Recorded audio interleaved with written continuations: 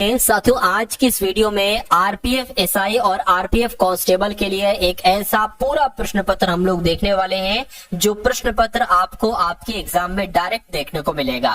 तो मैं कहूंगा साथियों, अगर आप वाकई में अपने आरपीएफ एसआई कांस्टेबल के एग्जाम को क्रैक करना चाहते हैं तो इन सभी सवालों को आप देखिएगा और अपने एग्जाम को देने जाइएगा। मेरा मानना है कि कोई आपको एग्जाम में हरा नहीं सकता, एग्जामिनर चाहे जहां से प्रश्न साथियों टांग दे। तो सबसे पहले हम लोग जीके देखेंगे, उसके बाद साथियों हम लोग रीजनिंग देखेंगे और साथियों उसके बाद हम लोग मैथ देखेंगे।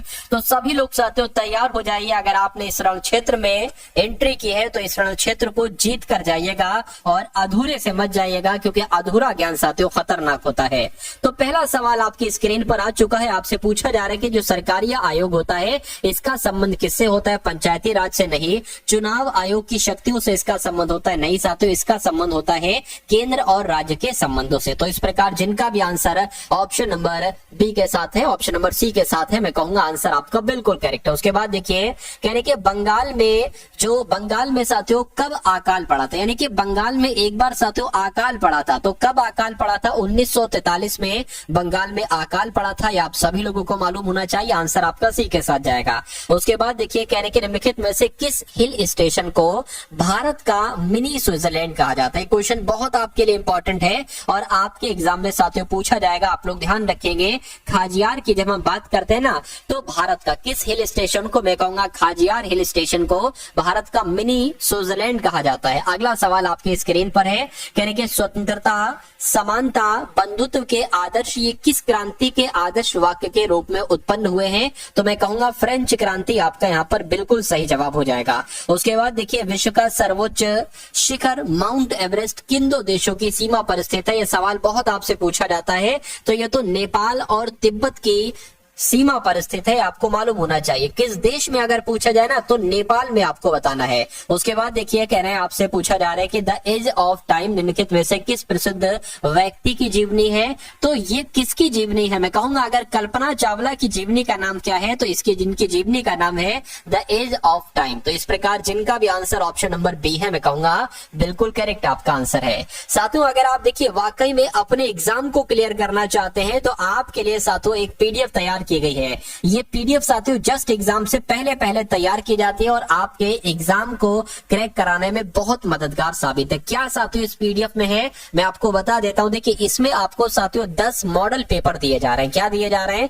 10 मॉडल पेपर आपको साथियों दिए जा रहे हैं। उसके अलावा अगर बात करते हैं जनवरी से लेकर अक्टूबर 2024 का पूरा करंट अफेयर, इतना इंपॉर्टेंट क्वेश्चन बनता है, यानी कि जो आपके एग्जाम में आ सकता है साथियों वो चीजें आपको दी जा रही है। तो मैं कहूंगा ये दोनों चीजें आपको सिर्फ 45 रुपए में दी जा रही। वैसे इसकी कीमत तो ज्यादा है, 200 रुपीज रखने वाला था, लेकिन मैंने सोचा नहीं, अभी हर बच्चा साथियों इसको लेना चाहे तो वो ले सकता है 45 रुपए में। डिस्क्रिप्शन में एक लिंक है आरपीएफ पीडीएफ करके, उस लिंक पर जब आप क्लिक करेंगे तो आप हमारे व्हाट्सएप पर आ जाएंगे। वहां पर आपको साथियों एक क्यूआर कोड दिया जाएगा। उस क्यूआर कोड पर 45 का पेमेंट करके आप इस पीडीएफ को प्राप्त कर सकते हैं। मैं कहूंगा साथियों इसमें से आपका कुछ नहीं 60 से 65% पेपर तो साथियों फंसेगा ही फंसेगा इन दोनों पीडीएफ से। देखिए अब अगर बात करते हैं इस सवाल की कि इस सवाल का जवाब आपका क्या होगा। कह रहे कि भारतीय संविधान के अनुच्छेद 14 से 18 तक, अगर बात करते हैं साथियों 14 से 18 तक, ये किससे संबंधित है मुझे बताइए। तो अगर बात करें साथियों ये किससे संबंधित है तो ये तो समानता के अधिकार से संबंधित है। राइट आंसर आपका जाएगा ऑप्शन नंबर डी के साथ। उसके बाद देखिए कह रहे कि भारत में पहली पंचवर्षीय योजना की अवधि क्या थी? तो भारत में जो पहली पंचवर्षीय योजना थी ये तो आप सभी लोग जानते हैं कि 1951 से लेकर 1956 तक इसका कार्यकाल रहा था। भारत की जो पहली पंचवर्षीय योजना थी। भारतीय संविधान के कौन से अनुच्छेद में धर्म की स्वतंत्रता की गारंटी की गई, यानी कि कौन से अनुच्छेद में साथियों धर्म की स्वतंत्रता की बात की गई आपसे पूछा जा रहा है। तो मैं कहूंगा अनुच्छेद 25 से लेकर 28 में किसका जिक्र किया गया है? धर्म की स्वतंत्रता का जिक्र किया गया है। आप लोग ध्यान रखेंगे। अगला सवाल देखिए कह रहे निम्नलिखित में से कौन 10वें सिख गुरु थे, यानी कि सिखों के 10वें गुरु का नाम क्या था? तो गुरु गोविंद सिंह साथियों सिखों के 10वें गुरु का नाम था, ये आपको मालूम होना चाहिए। उसके बाद देखिए प्रसिद्ध संगीतकार तानसेन तानसेन ये अक्सर किस शासक के दरबार में गाते थे? तो मैं कहूंगा ये तो अकबर के दरबार में गाया करते थे, इसलिए राइट आंसर जिनका भी ऑप्शन नंबर बी है मैं कहूंगा बिल्कुल करेक्ट है। अगला देखिए करके बगदाद किस देश की राजधानी है? तो अगर आपसे पूछे कि इराक की राजधानी क्या है तो इराक की राजधानी क्या है साथियों? इराक की राजधानी बगदाद है। नेक्स्ट नंबर का सवाल है करके निम्नलिखित में से किस व्यक्तित्व ने ओडिशा के शास्त्रीय नृत्य के लिए ओडिशी शब्द गढ़ा? आपको पता है कि ओडिशा का शास्त्रीय नृत्य साथियों ओडिशी है, लेकिन अगर आपसे पूछा जाए कि किस व्यक्ति ने ओडिशी शब्द गढ़ा तो आपका राइट आंसर कवि चंद्र कालीचरण पटनायक होना चाहिए। राइट आंसर आपका ऑप्शन नंबर ए के साथ जाएगा और ये क्वेश्चन बहुत इंपॉर्टेंट था। उसके बाद देखिए पृथ्वी की सतह का कितना हिस्सा पानी से ढका हुआ है? तो मैं कहूंगा 3/4 हिस्सा साथियों पानी से ढका हुआ है। राइट आंसर आपका ऑप्शन नंबर साथियों सी के साथ जाएगा। चलिए साथियों अगर यहाँ पर हम लोग बात करते हैं आरपीएफ एग्जाम की, तो आरपीएफ एग्जाम के लिए आपकी यहाँ से इस क्लास से आपकी एक क्लासेस शुरू होती है। तो मैं कहूंगा अगर आप वाकई में आरपीएफ 2024 के एग्जाम को क्लियर करना चाहते हैं, इसको फतेह करना चाहते हैं, तो साथियों क्या करेंगे आप लोग बहुत अच्छे तरीके से सभी एक तरीके क्वेश्चंस आपको तैयार करना है। जो भी आपको रीजनिंग के कॉन्सेप्ट बताए जाए, जो आपको मैथ के बताए जाए, जो आपको जीके जीएस के और करंट अफेयर के क्वेश्चंस बताए जाए, अगर आप उतना पढ़कर चले जाते हैं तो मेरा मानना है कि सिलेक्शन से साथियों आपको कोई दुनिया की ताकत नहीं रोक सकती। तो आपको बहुत अच्छे तरीके से लेकिन मनोमस्तिष्क आपका पूरा ध्यान क्लास में ही साथियों होना चाहिए। अगर इधर उधर आपका ध्यान है तो ये गलत बात है, अच्छी बात नहीं है। चलिए खैर अगले नंबर का सवाल है कह रहे कि खेलो इंडिया यूनिवर्सिटी गेम 2024 के दौरान प्रत्याशा रे ने किस खेल में उत्कृष्ट प्रदर्शन किया था? तो साथियों ये तैराक से संबंधित है, तो इन्होंने तैरने में साथियों उत्कृष्ट प्रदर्शन किया था। उसके बाद देखिए आपसे पूछा जा रहा है कि माना जाता है कि दिल्ली के बहरौली में स्थित जो लौह स्तंभ है ये किसकी उपलब्धियों को दर्ज करता है? तो मैं कहूंगा ये चंद्रगुप्त द्वितीय की उपलब्धियों को दर्ज करता है। राइट आंसर आपका ऑप्शन नंबर डी के साथ जाएगा। नेक्स्ट नंबर का सवाल है कह रहे कि निम्नलिखित में से किसे आर्थिक विकास का अच्छा संकेतक माना जाता है? तो मैं कहूंगा सकल घरेलू उत्पाद में जो लगातार बढ़ोतरी है इसको ही साथियों आर्थिक विकास का एक अच्छा संकेतक माना जाता है। आंसर आपका ऑप्शन नंबर डी के साथ जाएगा। उसके बाद देख लीजिए कह रहे कि भारत में ईस्ट इंडिया कंपनी की स्थापना साथियों कब हुई थी? तो आपको मालूम होना चाहिए 1600 में ही ईस्ट इंडिया कंपनी की स्थापना हुई थी भारत में। अगला सवाल है कह रहे कि 2016 में सुप्रीम कोर्ट यानी कि सर्वोच्च न्यायालय ने स्पष्ट किया है कि तीसरे लिंग में कौन शामिल है? तो साथियों तीसरे लिंग में कौन शामिल है? मैं कहूंगा ट्रांसजेंडर शामिल है। तो जब साथियों कोई फॉर्म वगैरह आप भरते होगे तो वहां पर मेल लिखा होता होगा, फीमेल लिखा होता होगा साथियों, और एक ये ऑप्शन आता होगा ट्रांसजेंडर। तो ये आप लोग ध्यान रखेंगे 2016 में साथियों ये स्पष्ट किया गया था सुप्रीम कोर्ट के द्वारा कि तीसरे लिंग में ट्रांसजेंडर शामिल होंगे। अगला सवाल आपकी स्क्रीन पर है, पूछा जा रहा है कि कर्पूरी देवी एक ख्यातनाम कलाकार है, ठीक है ना, यानी कि ख्याति प्राप्त इनको है, मतलब प्रसिद्धि इनकी है अच्छा खासी। तो ख्यातनाम कलाकार ये पेंटिंग से संबंधित थी। तो कौन सी पेंटिंग से संबंधित है? मैं कहूंगा मधुबनी पेंटिंग से संबंधित थी। राइट आंसर आपका ऑप्शन नंबर ए हो जाएगा। अगला सवाल है कह रहे कि एलेक कराड़ी नृत्य मुख्य रूप से निम्नलिखित में से किस राज्य में किया जाता है? तो मैं कहूंगा ये कहां पर किया जाता है? ये केरल में किया जाता है। राइट आंसर आपका बी हो जाएगा। उसके बाद देखिए दिल्ली में कुतुब मीनार की नींव इनमें से साथियों किसने रखी?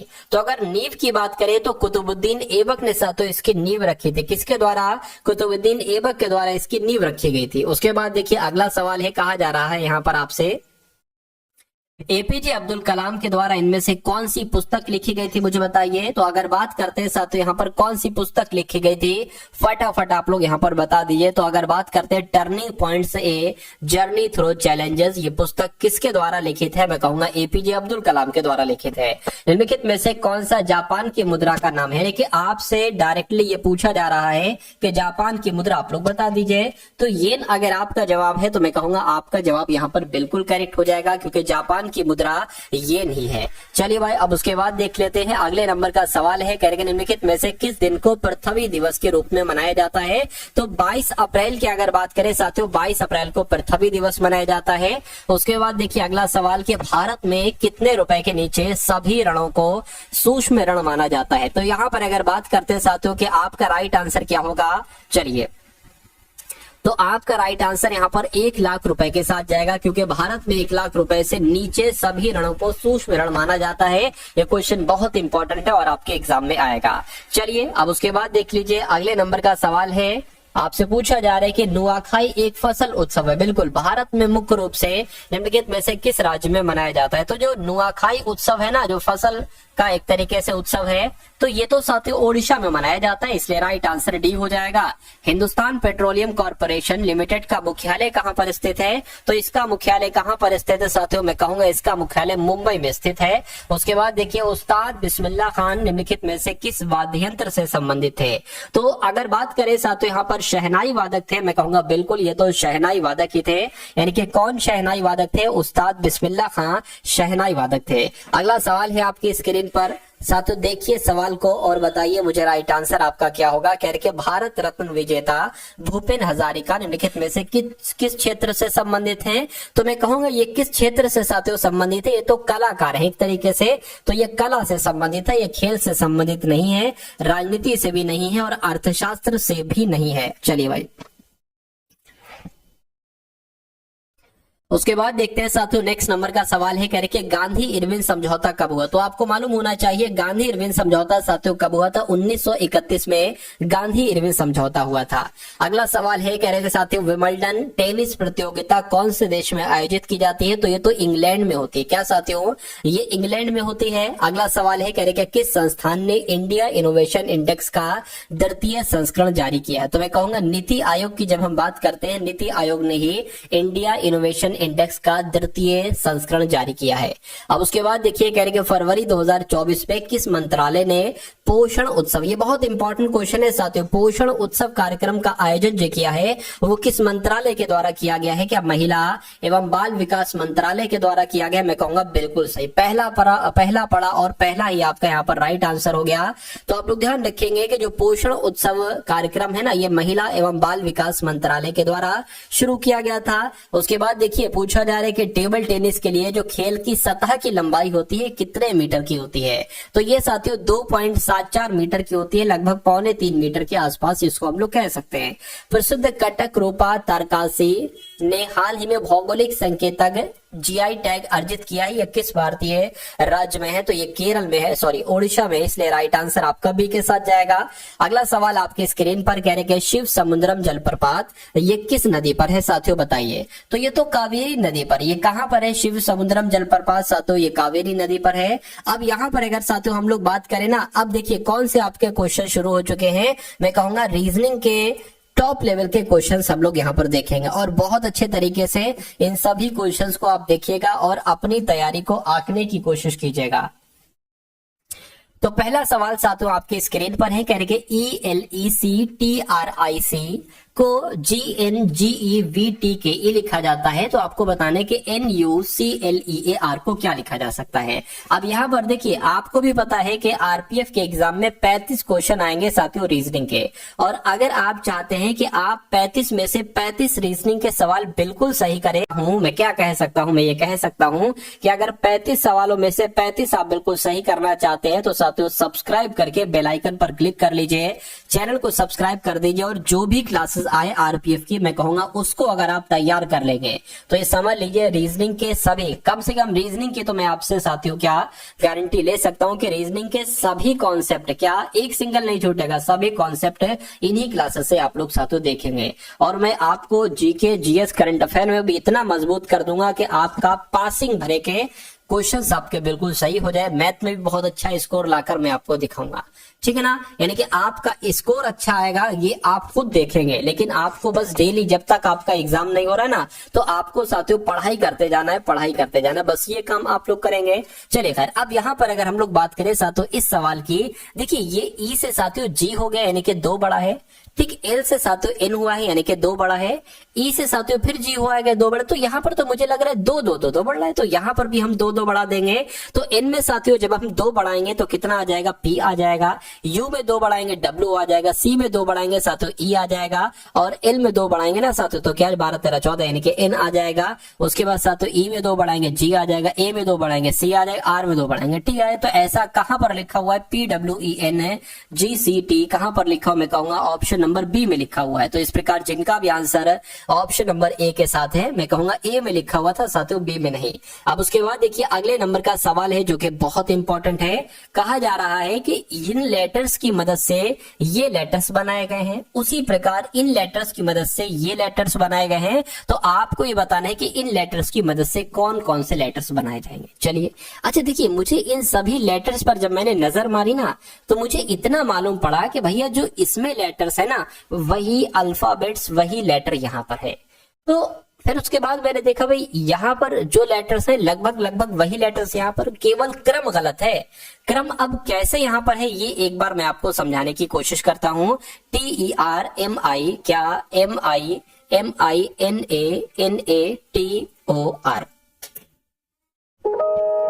उसके बाद साथियों हम इन लेटर्स को साथियों यहाँ पर लिख लेते हैं। एक के नीचे एक ही आपको लिखना है, ठीक है, एक के नीचे एक आपको लिखना है। देखिए R हो गया, O हो गया, TAN हो गया, ये वाले लेटर्स में लिख रहा हूं क्योंकि इन लेटर्स की मदद से यही तो बनाया गया है। अब हमें ये देखना होगा बनाया कैसे गया है।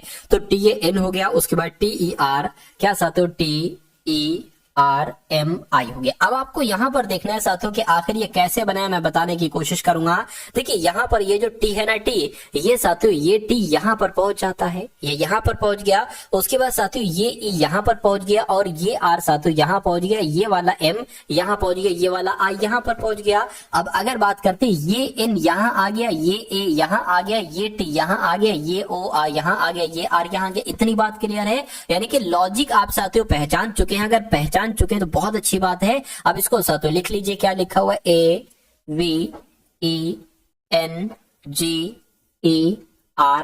ठीक। अब उसके बाद साथियों मैं आपको यहां पर बता दूं कि 1 2 3 4 5 6 7 8।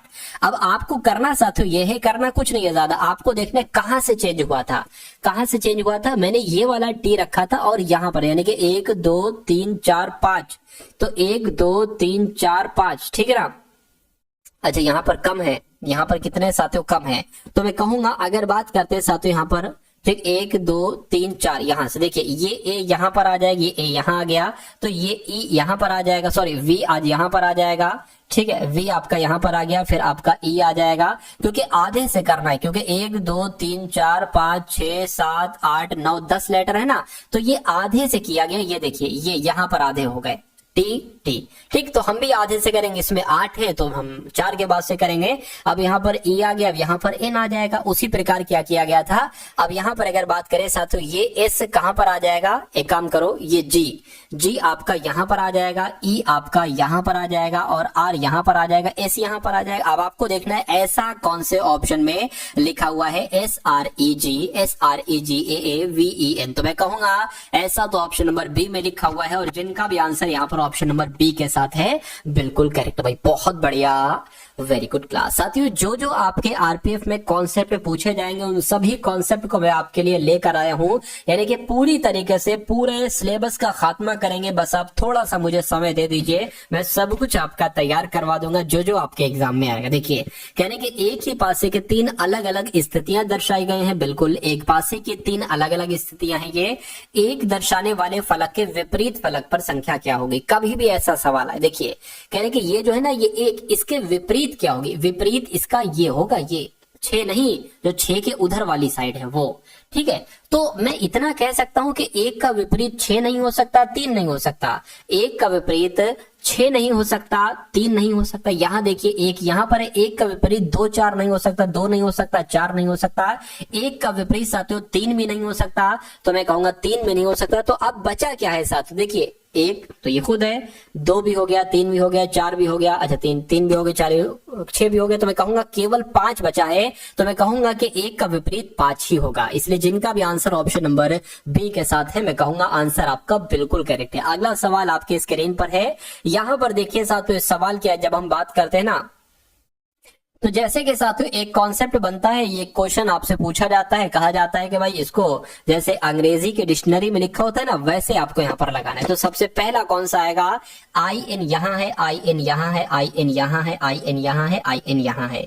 सबसे पहले कौन सा आएगा, T या I, तो मैं कहूंगा I पहले आता है, G आएगा, ठीक है, या साथियों यहां पर अगर बात करें G आएगा, I थोड़ी ना, I तो 9 पर आता है, G 7 पर आता है, V भी नहीं आएगा, S भी नहीं आएगा, तो मैं कहूंगा 3 नंबर सबसे पहले आ जाएगा, और उसके बाद साथियों क्या आ जाएगा, उसके बाद आपका ये I आ जाएगा 9 नंबर वाला, ठीक। तो 4 हो गया। उसके बाद साथियों क्या आ जाएगा आपका, ठीक है, ये एस आ जाएगा, वी तो बाद में आएगा ना, तो ये हो गया साथियों एक। फिर आपका क्या हो गया, फिर आपका देखिए ये उसके बाद आएगा, ठीक है, 5 हो गया और उसके बाद आपका 2 आ जाएगा। यानी कि 341 52 कहां पर लिखा हुआ है, मैं कहूंगा 341 52 ऑप्शन नंबर सी में लिखा हुआ है, तो ये आपका बिल्कुल करेक्ट आंसर हो जाएगा। अगला सवाल आपके स्क्रीन पर देखकर मुझे बताइए, कह रहे कि डी लिखा हुआ है, फिर बी लिखा हुआ है, फिर एक्स लिखा हुआ है, फिर आर लिखा हुआ है, फिर जे लिखा हुआ है। आपको बताने कि अगला लेटर यहां पर कौन सा हो सकता है, मुझे बताइए। देखिए यहां पर अगर साथियों हम लोग बात करें, इसको बहुत ध्यान से आपको देखना है, डी से बी हुआ है यानी कि 2 घटाया गया है, ठीक,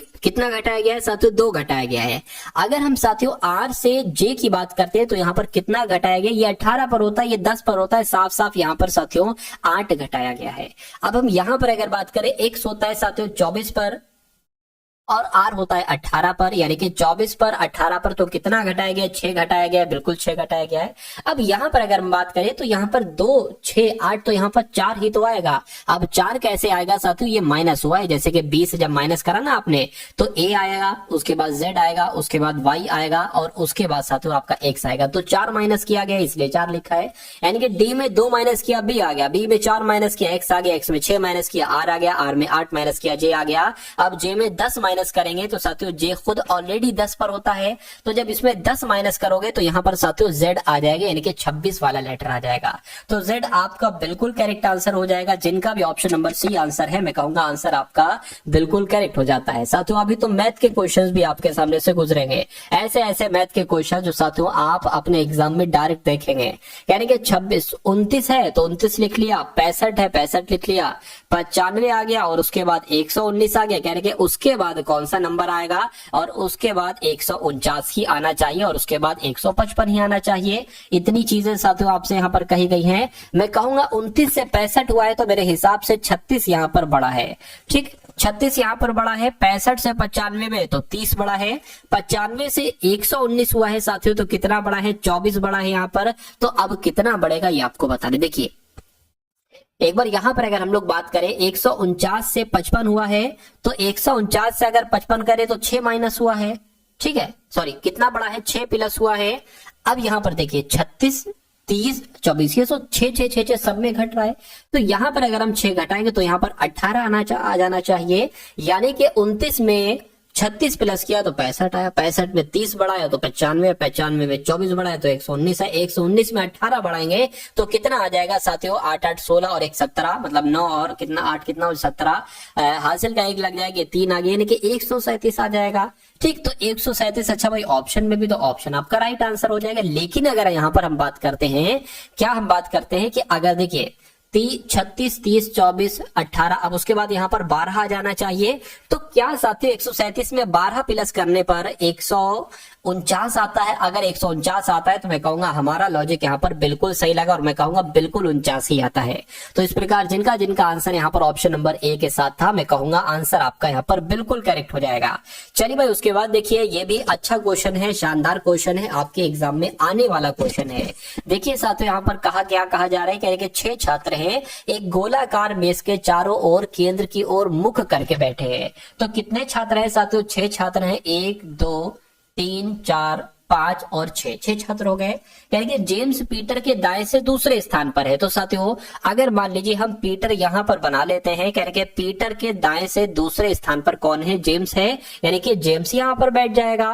कह रहे चार्ल्स जो है ना, चार्ल्स ये पीटर के बाईं और दूसरे स्थान पर है, तो पीटर का बायां किधर होगा, पीटर का बायां इधर हो जाएगा, दूसरा किधर हो जाएगा, यानी कि चार्ल्स आपका यहां पर आ जाएगा, तो चार्ल्स यहां पर आ गया, ठीक है। उसके बाद कह रहे कि सैम जेम्स के दाएं से तीसरे स्थान पर है, तो जेम्स का तीसरा स्थान 1 2 3 यहां पर आ जाएगा, यानी कि यहां पर कौन आ जाएगा, यहां पर आपका सैम आ जाएगा। चलिए भाई उसके बाद कह रहे कि टॉम सैम के दाएं से दूसरे स्थान पर है, तो सैम के दाएं से दूसरा स्थान यहां पर बनेगा, यहां पर कौन आ जाएगा, यहां पर टॉम आ जाएगा। उसके बाद कहा जा रहा है कि एशले जो है ना, एशले चार्ल्स और जेम्स का निकटतम पड़ोसी है। चार्ल्स और जेम्स का निकटतम पड़ोसी कौन हो जाएगा, एशले हो जाएगा। ये भी हमने कंडीशन पूरी कर दी, यानी कि 6 लोग थे, 6 लोगों को हमने अच्छे तरीके से बैठा दिया है। सवाल में क्या पूछा जा रहा है, कह रहे कि एशले और टॉम के बीच में कौन है, तो एशले और टॉम के बीच में कौन है, मैं कहूंगा जेम्स है। तो जेम्स आपका यहाँ पर बिल्कुल करेक्ट आंसर हो जाएगा। और जिनका भी आंसर यहाँ पर ऑप्शन नंबर ए बिल्कुल करेक्ट है। साथियों, अगर आपने अभी तक इस क्लास को लाइक नहीं किया तो क्लास को लाइक कर दीजिए, और अगर चैनल पर आप लोग नए हैं और चैनल को अभी तक आपने सब्सक्राइब नहीं किया तो कम से कम अपने सिलेक्शन के लिए तो चैनल को जरूर सब्सक्राइब कर दीजिए। भले जब आपका सिलेक्शन हो जाए तो अनसब्सक्राइब कर देना, कोई दिक्कत नहीं है। देखिए 25 प्लस 8 भाग 40 माइनस 20 गुणा 25 बराबर 10। आपसे पूछा गया है कि नीचे दिए गए समीकरण को गणितीय रूप से सही बनाने के लिए किन दो चिन्हों को आपस में बदलना होगा। अगर हम मान लीजिए एक पल को मान ले, नीचे से अगर स्टार्ट करें कि अगर हम मान ले साथियों इसको यानी कि प्लस की जगह पर माइनस, माइनस की जगह पर प्लस अगर हम करते हैं तो कैलकुलेट करने पर क्या हमारे पास 10 आता है। 25 8 40 20 25 बराबर हमें 10 लाना है। तो प्लस है, प्लस की जगह पर माइनस आना है तो माइनस आ गया, भाग की जगह पर भाग आ जाएगा, माइनस की जगह पर प्लस आ जाएगा, गुणा की जगह पर गुणा आ जाएगा। तो क्या हो जाएगा साथियों, 25 माइनस 8 भाग 40 हो जाएगा, प्लस आपका कितना हो जाएगा, ये 25 दूना 50, यानी कि आपका ये कितना हो जाएगा साथियों, 500 हो जाएगा। ठीक है ना। मुझे तो नहीं लग रहा साथियों इसको कैलकुलेट करके 10 आ पाएगा। अगर नहीं लग रहा है तो साथियों ये राइट आंसर आपका नहीं हो सकता। अब नहीं हो सकता इसलिए हम इसको कट कर देंगे और इस वाले ऑप्शन को ट्राई करेंगे कि अगर प्लस की जगह पर गुणा और गुणा की जगह पर प्लस रखें तो प्लस है तो गुणा आ जाएगा, भाग की जगह पर भाग आएगा, माइनस की जगह पर माइनस आएगा, गुणा है तो साथियों गुणा की जगह पर प्लस आ जाएगा। इसको अगर साथियों हम कैलकुलेट करने की कोशिश करें 25 गुणा 8 बटे 40 माइनस ये कितना हो जाएगा, ये साथियों आप प्लस का आ जाएगा कितना साथियों 5 यहाँ पर आ जाएगा।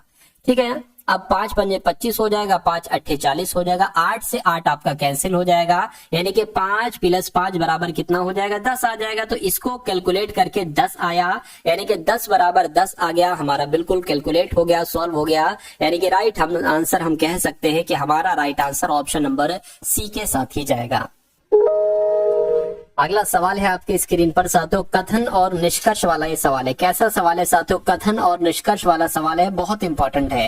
कहने के सभी पेंसिलें क्षण है, तो यहाँ पर जैसा जैसा कहा जा रहा है ना वैसा वैसा बना लीजिए। मान लीजिए साथियों ये क्या हो गई, ये पेंसिल हो गई, और कहा जा रहा है कि सभी पेंसिलें छड़ी है, तो सभी पेंसिलें ये क्या हो गई साथियों, सभी पेंसिलें छड़ी हो गई। इतनी बात क्लियर है। कह रहे कि कुछ छड़ी नोट्स है, तो मान लेते इतनी छड़ी क्या है साथियों, इतनी छड़ी नोट्स है, तो इतनी छड़ी क्या हो गई साथियों, इतनी छड़ी नोट्स हो गई। उसके बाद कहने के सभी डायरियां नोट्स हैं। ठीक है। तो डायरियों के क्या नोट्स के अंदर आ जाएगा साथियों डायरियां, ये डायरियां आपकी हो गई, सभी डायरियां नोट्स है ना, तो यही तो डायग्राम बनेगा। अब निष्कर्ष को पढ़िए और बताइए कौन सा निष्कर्ष सही है, कौन सा निष्कर्ष गलत है। कहने के कुछ नोट्स डायरियां है, बिल्कुल साथियों कुछ नोट्स डायरियां है, इतनी नोट्स जो है ना वो डायरियां है, ये बिल्कुल सही हो जाएगा। कुछ छड़ी पेंसिल है, कुछ छड़ी मैं कहूंगा इतनी छड़ी, ठीक है। अच्छा कुछ छड़ी पेंसिल है, मैं कहूंगा इतनी छड़ी जो है ना वो पेंसिल है, ये भी बिल्कुल सही हो जाएगा। कुछ डायरी छड़ी है, कुछ डायरी किधर गई, डायरी है, कुछ डायरी छड़ी है, नहीं भाई कुछ डायरी छड़ी नहीं, क्योंकि डायरी यहां से निकल रही है और छड़ी साथियों ठीक है छड़ी यहां से निकल रही है और डायरी आपकी है, तो ये आपका क्या होगा, ये आपका गलत हो जाएगा। यानी कि निष्कर्ष 1 और 2 बिल्कुल सही है। और ऐसा कहां पर लिखा हुआ है कि निष्कर्ष 1 और 2 सही है, मैं कहूंगा ऐसा आपका ऑप्शन नंबर सी में लिखा हुआ है। तो जिनका भी आंसर यहाँ पर ऑप्शन नंबर सी के साथ था, मैं कहूंगा आंसर आपका बिल्कुल करेक्ट है। उसके बाद देख लीजिए नेक्स्ट नंबर का सवाल है, कह रहे कि 7 व्यक्ति हैं। कितने व्यक्ति हैं, 7 व्यक्ति हैं, A B C D E F G एक सीधी पंक्ति में उत्तर दिशा की ओर मुख करके बैठे। तो साथ तो एक पंक्ति बना लेते हैं, एक यहाँ पर पंक्ति बना लेते हैं 7 लोगों की, तो 1 2 3 4 5 6 और 1 7।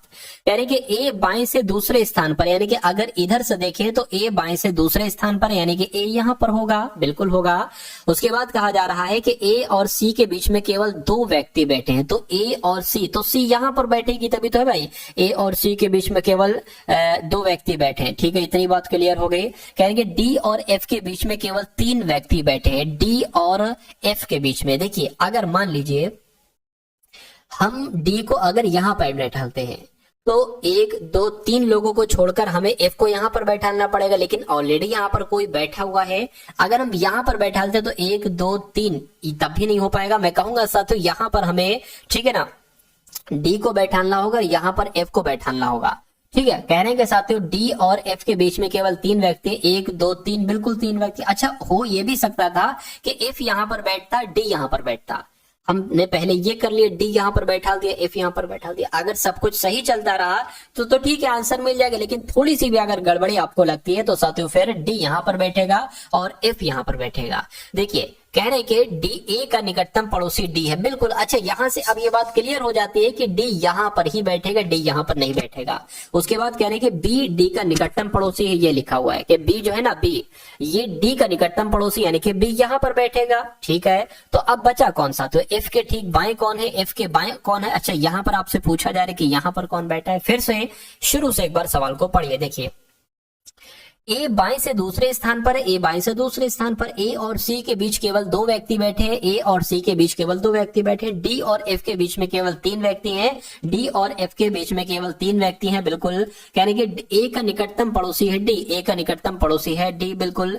बी डी का निकटतम पड़ोसी है, बी डी का निकटतम पड़ोसी है, बिल्कुल। सी का निकटतम पड़ोसी नहीं है ई, तो ई यहां पर नहीं बैठेगा क्योंकि सी का निकटतम पड़ोसी नहीं है ई, तो ई यहां पर बैठेगा। अब बचा कौन सा साथियों? जी बचा, क्योंकि A B C D G बचा, तो जी यहां पर बैठ जाएगा। पूछा जा रहा है कि एफ के ठीक बाएं कौन है, तो मैं कहूंगा एफ के ठीक बाएं जी है, तो जी आपका यहां पर बिल्कुल करेक्ट आंसर हो जाएगा। और जी कौन से ऑप्शन में है साथियों? जी आपका ऑप्शन नंबर डी वाले में है भाई। बहुत बढ़िया, वेरी गुड क्लास। चलिए साथियों, अब उसके बाद देख लीजिए, यहां से आपके मैथ के क्वेश्चन शुरू हो चुके हैं, तो सभी मैथ के सवालों को बहुत अच्छे तरीके से आप लोग देखिएगा और मुझे बताते रहिएगा कि आंसर आपका यहां पर क्या होगा। कहने के 9 श्रमिक 28 घंटे में एक दीवार का निर्माण करते हैं, तो 21 घंटे में वही निर्माण यानी कि समान निर्माण कार्य करने के लिए कितने श्रमिकों की आवश्यकता होगी। अगर कभी भी इस कॉन्सेप्ट पर आपसे सवाल पूछा जाता है तो इसमें आपको बहुत ज्यादा दिमाग लड़ाने की जरूरत नहीं है। कहने के 9 श्रमिक 28 घंटे में एक दीवार बनाते हैं, तो 21 घंटे में कितने श्रमिक वही दीवार बना पाएंगे? तो मैं कहूंगा 21 घंटे में x श्रमिक वही दीवार बना पाएंगे। तो अब इसमें आपको इसको कैलकुलेट करना और x का मान निकालना है। कैसे साथियों करोगे? 9 गुणा 28 हो जाएगा, बटे आपका ये बराबर है ना, तो साथियों क्रॉस मल्टीप्लाई हो जाएगी, नीचे आ जाएगा बराबर आपका x क्या है? x ये तो है श्रमिकों की संख्या। तो साथियों यहाँ पर अगर बात करें 7 से कट करें, अच्छा ये तो 28 आ गया यहाँ पर, अच्छा सॉरी 21 है, ये क्या 21 है साथियों यहाँ पर, ये आपका 21 हो गया। अब यहाँ पर क्या आ गया? x आ गया। 7 से कट करे 7 या 21 हो गया, 7 चौक 28 हो गया, 3 एकम 3, 3 3 9 हो गया, यानी कि 3 चौक कितना हो गया? 3 चौक 12 हो गया। तो मैं कहूंगा 12 श्रमिकों की आवश्यकता होगी। और 12 कहां पर लिखा हुआ है? 12 तो आपका ऑप्शन नंबर डी में लिखा हुआ है। उसके बाद देखिए मैथ का अगला सवाल आपकी स्क्रीन पर है। यहाँ पर साथियों अगर बात करें करके 24 रुपए प्रति किलोग्राम के चावल को 32 रुपए प्रति किलोग्राम के चावल से किस अनुपात में मिलाया जाएगा ताकि मिश्रित चावल की दर 26 रुपए प्रति किलोग्राम हो जाए। तो साथियों अगर आपसे इस टाइप से क्वेश्चंस पूछे कि 2 मूल आपको दिए जाए और एक तीसरा मूल आपको दिया जाए, तो आप लोग कैसे क्या करेंगे? देखिए करके 24 रुपए प्रति किलोग्राम के चावल, तो 24 रुपए प्रति किलोग्राम के चावल, और 32 रुपए प्रति किलोग्राम के चावल, 32 रुपए प्रति किलोग्राम के चावल, ये किस अनुपात में मिलाए जाए? मैं कहूंगा साथियों किस अनुपात में मिलाया जाएगा ताकि मिश्रित चावल की दर 26 रुपए प्रति किलोग्राम होगा। तो ये आप संख्या यहां पर लिखिए। अब अनुपात कह रहे हैं ना, क्या अनुपात होगा? तो इन दोनों का डिफरेंस क्या होगा साथियों? 2 होगा, तो ये आ गया। इन दोनों की अगर बात करें, इन दोनों का डिफरेंस क्या होगा? तो 6 होगा, यहां पर आ गया। यानी कि 6 अनुपात 2 बचा, इसको 2 से कट करोगे तो 2 एकम 1 हो जाएगा, ठीक है। और इसको अगर 2 3 6 हो जाएगा, तो मैं कहूंगा 3 अनुपात 1 आपका राइट आंसर हो जाएगा। यानी कि किलोग्राम के चावल से 3 अनुपात 1 में मिलाया जाएगा ताकि मिश्रित चावल की दर 26 रुपए प्रति किलोग्राम हो जाए। तो इस सवाल को साथियों ऐसे आपको हैंडल करना है। उसके बाद देख लीजिए नेक्स्ट नंबर का साथियों सवाल है आपके स्क्रीन पर। कहने के एक दुकानदार ने एक वस्तु को 20% छूट पर बेचा और 40% का लाभ अर्जित किया। यदि उसने वस्तु को 10% की छूट पर बेचा होता तो लाभ कितना होगा? बहुत आसान सवाल है। देखिए कहने के एक वस्तु ने वस्तु को 20% की छूट पर बेचा, तो जब कोई वस्तु 20% छूट पर बेची बेची जाएगी, यानी कि वो वस्तु 80% पे बेची जाएगी, तो कह रहे हैं कि तब 40% का लाभ हो रहा है। अगर मैं कहता 10% का लाभ हो रहा है तो मैं 110 लिखता, मैं कहता 20% का लाभ हो रहा है तो मैं 120 लिखता, अब यहाँ पर 40% का लाभ हो रहा है तो मैं 140 यहाँ पर लिखूंगा।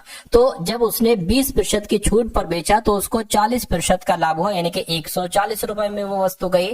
तो हम साथों सबसे पहले निकाल लेते हैं 100% की वैल्यू, कि अगर 20% का छूट ना दिया जाता, उसको कोई छूट ना दी जाती, तो ये कितने रुपए की होती। तो इसको कैसे निकालोगे साथों, 140 नीचे ये आ जाएगा, 80 नीचे आ जाएगी, 1% की वैल्यू हो गई, इसकी 100 से गुणा करा दोगे, आपकी 100% की वैल्यू हो जाएगी। ये एक तरीके से क्रय मूल्य आपका हो जाएगा, ठीक है ना।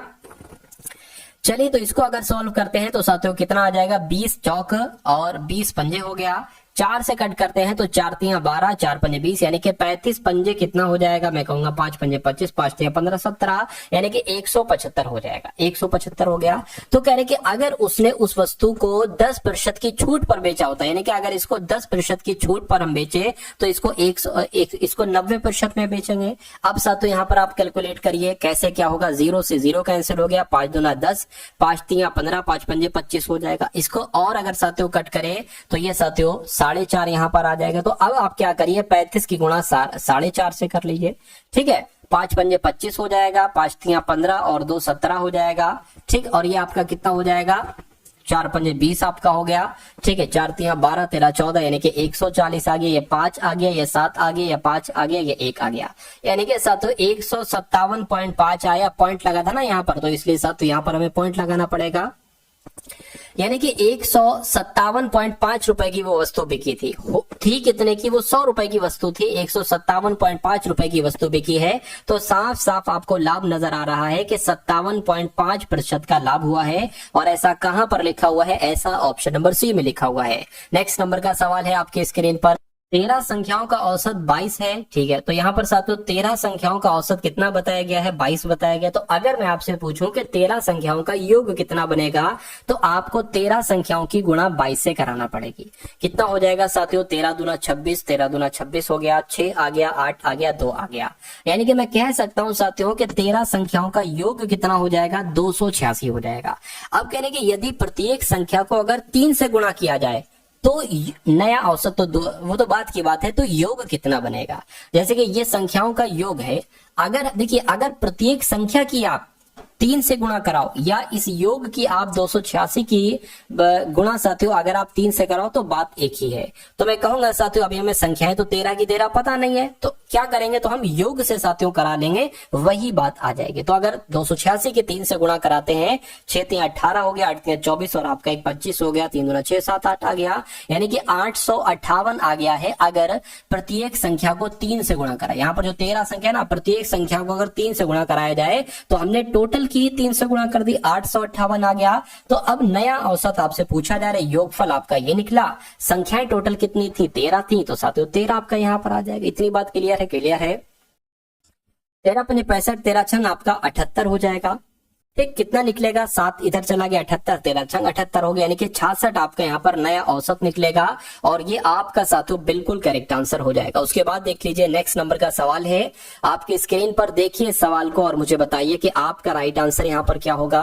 कह रहे कि 2 व्यक्तियों की आयु में 16 वर्ष का अंतर है। इस सवाल को बहुत ध्यान से देखिएगा। यदि 6 वर्ष पहले बड़े की आयु छोटे वाले की आयु की 3 गुना थी, तो उनकी वर्तमान आयु क्या होगी। माना छोटे व्यक्ति की आयु क्या साथियों, अगर हम मान लेते हैं यहाँ पर छोटे व्यक्ति की आयु क्या है, छोटे व्यक्ति की आयु अगर x है, ठीक है, तो बड़े व्यक्ति की आयु क्या हो जाए, क्योंकि कहा गया है कि दोनों व्यक्तियों की आयु में 16 वर्ष का अंतर है। तो बड़े व्यक्तियों की आयु डायरेक्ट क्या हो जाएगी साथियों, 16 + x हो जाएगी। ये छोटे व्यक्ति की आयु है, ये बड़े व्यक्ति की आयु है। इतनी बात क्लियर है। अब कहने कि अगर 6 वर्ष पहले, तो 6 वर्ष पहले के लिए क्या करना पड़ेगा, तो इसकी अगर हम बात करें छोटे व्यक्ति की 6 वर्ष पहले आयु कितनी होगी, तो x में से 6 माइनस कर दो। अगर हम इसकी बात करें कि इसकी बड़े की 6 वर्ष पहले की आयु कितनी होगी, तो साथियों 16 + x - 6 कर दो। तो जब ऐसा करोगे 16 में से 6 जाएगा, यानी कि 10 + x हो जाएगा। तो साथियों ये छोटे वाले की 6 वर्ष पहले की आयु है, ये बड़े वाले की 6 वर्ष पहले की आयु है। तो कह रहे हैं कि साथियों बड़े की आयु छोटे वाले की आयु की 3 गुनी है, ठीक है ना। क्या कहा जा रहा है, कह रहे कि बड़े की आयु छोटे की आयु की साथियों 3 गुनी है। इतनी बात क्लियर है, बिल्कुल क्लियर है। अब देखिए क्या होगा, x 10 प्लस x कह लो या x प्लस 10 कह लो, तो x प्लस 10 ये क्या होगी, ये बड़े वाले की आयु हो गई, ये बड़े वाले की आयु हो गई। छोटे वाले की आयु क्या है, x माइनस 6 है, ये छोटे वाले की आयु हो गई। तो इसकी गुणा लगेगी, छोटे वाले क्या लिखा हुआ है, बड़े वाले की आयु जो है ना, ये छोटे वाले आयु की मतलब गुणा यहाँ पर आ जाएगा, की 3 गुना है। तो इतनी बात क्लियर हो गई, ठीक है ना। अब इसको साथियों आप कैलकुलेट करा लीजिए, x प्लस 10 बराबर 3 की x से करेंगे 3x हो जाएगा, ठीक है। ये माइनस यहाँ पर रहेगा, 3 छंग आपका 18 हो जाएगा, ठीक है। अब देखिए 3x आ गया, ये x उधर है, इधर आएगा तो माइनस का हो जाएगा, ठीक। ये 10 इधर है, ये पहले माइनस का 18 इधर आएगा तो साथियों प्लस का हो जाएगा। मैं कहूंगा 2x बराबर कितना बचेगा, 2x बराबर आपका साथियों 28 आ जाएगा, और इसको कैलकुलेट करेंगे साथियों 14 आ जाएगा, यानी कि x बराबर आपके सामने क्या आ चुका है, 14 आ चुका है। अब पूछा क्या जा रहा है, कह रहे कि तो उनकी वर्तमान आयु ज्ञात कीजिए, उनकी वर्तमान आयु ज्ञात कीजिए। तो साथियों उनकी वर्तमान आयु क्या थी, x थी, तो छोटे वाले की तो साथियों 14 वर्ष हो जाएगी क्योंकि 14 वर्ष आई है। लेकिन बड़े वाले की अगर बात करें तो 16 प्लस x थी, यानी कि 16 प्लस 14 हो जाएगी। तो 16 प्लस 14 कितना हो जाएगा, मैं कहूंगा 30 वर्ष हो जाएगी, यानी कि 14 वर्ष और 30 वर्ष आपका आंसर आ जाएगा। तो ऐसा कहां पर लिखा हुआ है, ऐसा आपका ऑप्शन नंबर ए में लिखा हुआ है। तो जिनका आंसर यहाँ पर ऑप्शन नंबर ए के साथ था, मैं कहूंगा आंसर आपका बिल्कुल करेक्ट था। चलिए उसके बाद देख लीजिए साथियों, नेक्स्ट नंबर का सवाल है आपकी स्क्रीन पर। इस सवाल को देखिए और मुझे बताइए कि आपका राइट आंसर क्या होगा। कह रहे कि केशव और दानिश दोस्त हैं और 4 वर्ष पहले केशव की आयु, क्या कहा जा रहा है साथियों, 4 वर्ष पहले केशव की आयु दानिश की वर्तमान आयु के बराबर थी। 6 वर्षों के बाद उनकी आयु का अनुपात 19:17 हो जाएगा। उनकी आयु का योग आपसे, यानी कि उनकी आयु सबसे पहले आप मुझे बताइए। तो साथियों 6 वर्ष बाद केशव और दानिश की आयु कितनी बताई गई है, 6 वर्ष बाद उनकी आयु का अनुपात। अगर 6 वर्ष बाद की बात करें साथियों, ठीक है, कितने लोग हैं उनकी आयु, यानी कि केशव की अगर बात करें, केशव और दानिश की बात करें, तो केशव की आयु अगर 6 वर्ष पहले 19x थी, तो साथियों दानिश की कितनी हो जाएगी, 17x हो जाएगी। ये आपने मान लिया, बिल्कुल मान लिया। अच्छा ये 6 वर्ष पहले थी, क्या थी साथियों, 6 वर्ष पहले थी, तो 6 वर्ष बाद थी। तो अगर हम वर्तमान निकालेंगे तो इसमें हम 6 माइनस ही तो करेंगे, तो 19x माइनस 6 ये हो गया और 17x माइनस 6 ये हो गया। ये किसकी होगी, केशव की हो गई आयु, वर्तमान आयु, और ये दानिश की वर्तमान आयु हो गई। इतनी बात क्लियर है, कहिए बिल्कुल क्लियर है। और 4 वर्ष पहले केशव की उम्र दानिश की उम्र के बराबर थी, यहां पर लिखा हुआ है 4 वर्ष पहले केशव की उम्र। तो अगर 19 ये मान लीजिए क्या है साथियों, 19x माइनस 6 यहां पर लिखा हुआ है 4 वर्ष पहले, तो हम क्या करेंगे साथियों 19x माइनस 6, 4 वर्ष पहले की बात कही है तो 4 इसमें से हम घटा देंगे, 4 हमने इसमें से घटा दिया। तो 4 वर्ष पहले केशव की आयु दानिश की वर्तमान आयु के बराबर थी। दानिश की वर्तमान आयु कितनी है, 17x माइनस 6 है, तो 17x माइनस 6, इतनी बात क्लियर हो गई। अब देखिए 19x है क्या, अब इसको जोड़ेंगे माइनस माइनस प्लस हो जाएगा, लेकिन जो आएगा वो साथियों माइनस का ही आएगा। तो माइनस यहाँ पर 10 आ जाएगा, बराबर आपका 17x माइनस 6 आ जाएगा। अब ये 19x है, उधर 17x है, इधर आएगा तो वो माइनस का हो जाएगा, बराबर माइनस 6 हो गया। ये माइनस का उधर जाएगा, प्लस का हो जाएगा। इतनी बात क्लियर है बिल्कुल। इसमें से 2x बचेगा, बराबर प्लस माइनस माइनस होता है, तो साथियों यहाँ पर 4 आ जाएगा, यानी कि x बराबर जो आपका आएगा वो साथियों कितना आएगा, वो 2 आएगा। ठीक है ना, इतनी बात क्लियर है, कहिए बिल्कुल क्लियर। केशव की वर्तमान आयु मैंने आपको साथियों कितनी बताई थी, केशव की वर्तमान आयु मैंने आपको बताई थी 19x माइनस 6। तो केशव की वर्तमान आयु कितनी, 19 दूना 38 हो जाएगा। 38 में से साथियों जब आप कितना निकालेंगे, 6 निकालेंगे तो मेरे ख्याल से 32 निकलेगा, यानी कि साथियों केशव की उम्र तो 32 वर्ष हो जाएगी और इनकी उम्र क्या हो जाएगी साथियों, 17 दूना 34, 34 में से साथियों 28 वर्ष आपका आ जाएगा। तो दोनों की आयु निकल चुकी, लेकिन दोनों की आयु का योग आपसे पूछा जा रहा है, तो मैं कहूंगा साथियों कितना, 60 वर्ष हो जाएगा। तो 60 वर्ष के ऑप्शन में है, मैं कहूंगा बिल्कुल ऑप्शन में है, ऑप्शन नंबर सी वाले में है। तो जिनका भी आंसर यहाँ पर ऑप्शन नंबर सी के साथ है, मैं कहूंगा आंसर आपका बिल्कुल करेक्ट भाई।